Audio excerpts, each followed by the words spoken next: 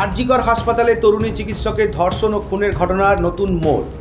হ্যাঁ, সেখান থেকে মোট 4 জনের ডিএনএর স্যাম্পেল পাওয়া গেছে। এক, তরুণী চিকিৎসকের নিজস্ব, দ্বিতীয় মূল অভিযুক্ত সঞ্জয় রায় এবং তৃতীয় এবং চতুর্থ, এই দুটি যে ডিএনএ পাওয়া গেছে তার মধ্যে চতুর্থটি কার সেই নিয়েই বলতে পারো বিতর্কের সূত্রপাত। সম্প্রতি একজন মহিলা এবং অন্য একজন অজ্ঞাত পরিচয় ব্যক্তির ডিএনএও মেলে সেখান থেকে। সেই অজ্ঞাত ব্যক্তিটি কে সেই প্রশ্ন তুলে আদালতের দৃষ্টি আকর্ষণ করল নিহত তরুণীর পরিবার।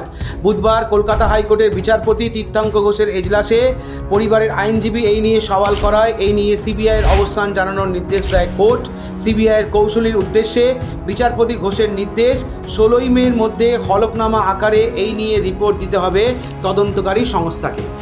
সমগ্র পশ্চিমবঙ্গ সহ সারা ভারতবর্ষ এই রায়ের দিকে তাকিয়ে আছে যে নিহত তরুণী চিকিৎসক সঠিক বিচার পায় কিনা, নাকি সঞ্জয় রায়ের ওপর দিয়েই পুরো রায়টা বর্ণিত হবে। ভিডিওটা কেমন লাগলো অবশ্যই কমেন্ট সেকশনে কমেন্ট করে জানাবে। দেখতে থাকো, সঙ্গে থাকো বং ফিউশন উইথ প্রকাশ।